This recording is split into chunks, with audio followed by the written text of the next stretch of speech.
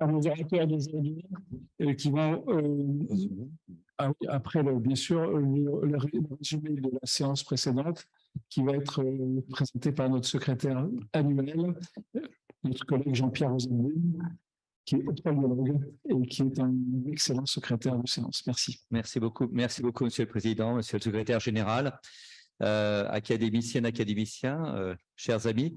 Donc, j'ai le plaisir de revenir et de vous faire le résumé de cette séance sur l'échinococose.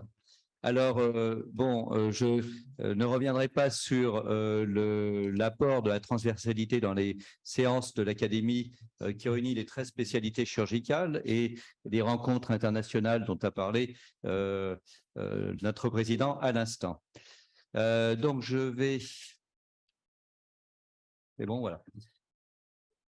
Alors, donc, je vais aborder la première communication qui a été faite par… alors, il y avait des communications qui venaient de différentes régions du monde et celle-ci vient de Nazmiye Altintas de Turquie sur l'épidémiologie globale de l'échinococose kystique.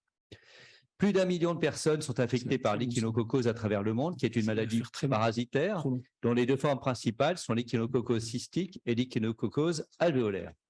L'échinococose est avalée par l'hôte, essentiellement des canidés, chiens ou renards, où la larve se transforme en adulte dans le tube digestif, permettant la reproduction et la relargage d'œufs. L'humain se contamine par contact direct avec la salive du chien ou en mangeant des fruits sauvages à faible hauteur et constitue un hôte en impasse ne permettant pas la reproduction du parasite. Celui-ci traverse la paroi digestive avant de s'implanter dans différents organes, le foie, le poumon ou le cerveau. Parmi les 5 espèces d'Echinococcus, l'Echinococcus granulosus est prévalente dans les populations humaines. Des analyses phylogénétiques permettent d'identifier la transmission, les spécificités cliniques et leur répartition géographique. L'échinococose kystique se retrouve sur tous les continents. Il existe des régions endémiques en Argentine, dans l'Est de l'Afrique, d'Asie centrale et la Chine. Très peu de cas en France et en Europe du Nord, davantage en Europe centrale, Allemagne, Est de la France quand même, et certains cas sont importés. Chez les animaux, les rapports d'abattoirs indiquent que l'échinococose kystique est pratiquement absente. Une meilleure collaboration entre les pays en zone d'endémie est nécessaire pour disposer des données génétiques permettant d'identifier les différentes souches et mieux connaître les causes de transmission, ainsi que les signes cliniques pour établir des mesures de contrôle ciblées. La deuxième communication a été faite par Dominique Angèle-Vuitton, la nouvelle terminologie dans le domaine des échinococoses quand l'échinococose kystique remplace l'idathytose. La prise en charge des échinococoses est pluridisciplinaire. Il existe de nombreux synonymes pour décrire la maladie et les parasites responsables selon les pays. Ce foisonnement linguistique a rendu la communication difficile. Un travail réalisé par l'Association mondiale de l'échinococose sur la base d'un consensus formalisé a permis de standardiser la terminologie internationale en langue anglaise publiée dans le journal Parasite, je vais dire en anglais. Un groupe de travail francophone représentant les principales régions endémiques du monde francophone a proposé une terminologie spécifique à la langue française, publiée dans le bulletin de l'Académie nationale de médecine. Des changements portent sur la dénomination des différentes maladies associées au développement du métacestode, échinococose kystique, échinococose alvéolaire et échinococose néotropicale. La limitation de l'usage de l'adjectif idatique au stade larvaire du cluster de l'Echinococcus granulosus, l'harmonisation des expressions décrivant la structure des kystes. Enfin, pour le traitement chirurgical, l'acronyme AORC, Abort Overture Resection Completude, identique en français et en anglais, a été retenu. L'adoption de cette nouvelle terminologie est essentielle pour la cohérence des publications pédagogiques et la comparaison des études cliniques chirurgicales. La communication suivante était faite par Karima Achour, originaire d'Alger. Perspective médico-chirurgicale dans la prise en charge de l'échinococose kystique pulmonaire chez l'adulte et l'enfant. L'échinococose kystique est une maladie trop négligée causée par le parasite Echinococcus granulosus. Le poumon est la première localisation chez l'enfant et la deuxième chez l'adulte. En Algérie, c'est un réel problème de santé publique et le diagnostic va reposer sur l'imagerie et la sérologie. Sa prise en charge est essentiellement médico-chirurgicale. La chirurgie conventionnelle ou vidéo est la règle. Le drainage percutané et des kystes situés dans les poumons est complexe et n'a pas prouvé son efficacité avec un taux important de complications. 41 dossiers de patients opérés dans le service ont été analysés, 31 adultes et 10 enfants. Tous ont bénéficié d'un traitement antiparasitaire en pré- et post-opératoire selon un protocole défini. La chirurgie a consisté essentiellement en des résections cunéiformes et usage de scolicides.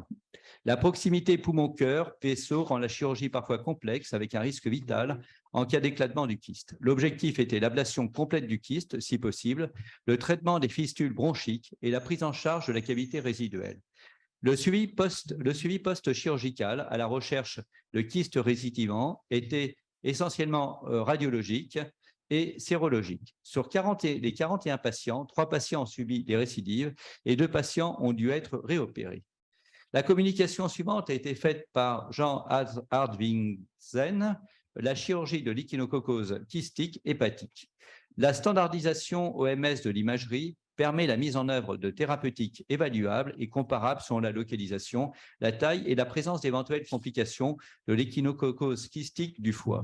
Parmi les traitements de l'échinococose, seule la chirurgie répond au cahier des charges d'un traitement à visée curative en retirant l'ensemble des kystes et toutes ses parois. L'intervention de référence est la kystectomie totale avec des résections hépatiques réglées et c'est considéré comme un traitement radical. Cependant, en raison de la localisation des kystes à proximité des structures vasculaires ou biliaires primordiales et de l'existence de complications locales comme les fistules biliaires, d'autres techniques chirurgicales conservatrices ont été proposées. Kystectomie subtotale ou partielle, résection du dôme saillant. Ces interventions imposent l'ouverture des kystes et exposent, malgré l'utilisation de protoscolicides locaux, peu consensuels et d'antiparasitaires systémiques, albendazole, à une diffusion du liquide hydatique, source majeure de récidive. Bien que de nature bénigne, la prise en charge de l'échinococose est comparée à celle des cancers, discussion diagnostique multidisciplinaire et algorithme décisionnel. Les résultats de méta-analyse soulignent la supériorité des techniques chirurgicales radicales pour réduire les complications post-opératoires, simplifier la gestion de la cavité résiduelle et diminuer les récidives. La communication était faite par Okan Akan de Turquie, technique et indication de la paire dans l'échinococose kystique.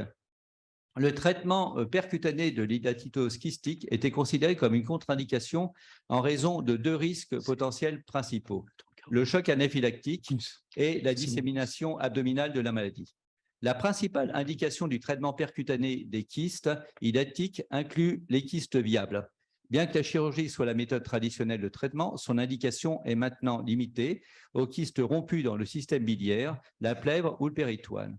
Considérant le nombre de patients traités par la technique PAIR, la mortalité est d'environ 0,47%. La dissémination après PAIR n'a jamais été rapportée dans les séries publiées. Les autres complications majeures sont la surinfection de la cavité résiduelle, les fistules kystobiliaires, les réactions anaphylactiques.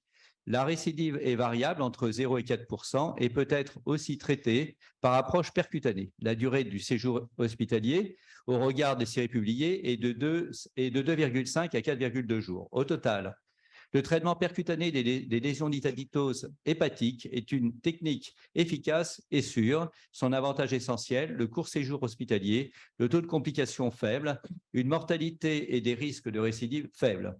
Aujourd'hui, la technique PAIR a un rôle important dans le traitement des kystes hydatiques, non seulement du foie, mais aussi dans les autres localisations, organes et tissus. De ce fait, elle doit être la première option thérapeutique quand une indication opératoire est retenue. Enfin, une communication de Besançon, puisqu'on parle beaucoup de Besançon aujourd'hui. Laurence Millon, les marqueurs diagnostiques et prédictifs de récidive de l'échinococose. 2 types de tests biologiques, immunologiques et moléculaires, sont utilisés actuellement pour le diagnostic et le suivi thérapeutique des échinococoses kystiques. La détection d'anticorps dans le sérum est réalisée essentiellement par test ELISA et les tests rapides immunochromatographiques et ou Western blot avec différents types d'antigènes.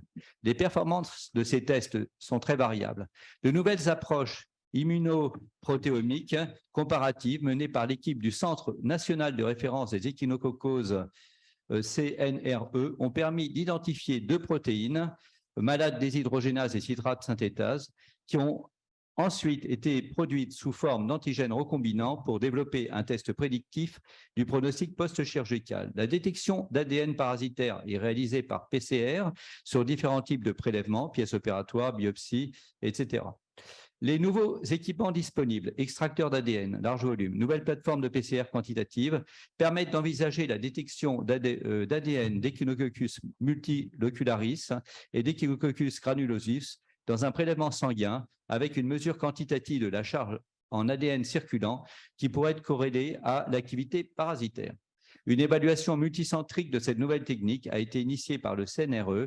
Ce protocole permettra aussi des études épidémiologiques à large échelle grâce à la réalisation du génotypage des souches sur l'ADN obtenu à partir des prélèvements sanguins.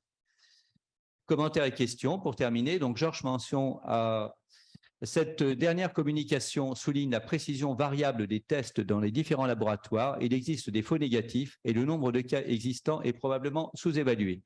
Il ne faut pas hésiter à envoyer des prélèvements au CNRE de Besançon en cas de doute diagnostique. Le président, Albert Benamou, devant cette affection pouvant atteindre un niveau de gravité s'apparentant à celle d'un cancer, y a-t-il des mesures de santé publique à recommander? Karim Al-Chour, parfois l'albendazole est nécessaire, avis, qui avait été également suggéré par le président. L'attention est attirée sur des patients ayant été traités dans leur enfance, dans leur pays d'origine, avec des traitements type PER ou chirurgie partielle par des chirurgiens non expérimentés et qui présentent des cas de dissémination extrêmement graves après quelques années. Le président Albert Benamou a donc clos cette séance internationale francophone après avoir remercié les orateurs des différents pays qui ont participé à cette séance et qui ont montré les diversités d'approches diagnostiques et thérapeutiques dans le monde. L'intérêt d'actions menées au niveau international a été souligné pour apporter un diagnostic plus précis et une stratégie thérapeutique mondiale pour cette affection grave et probablement sous-évaluée. Je vous remercie.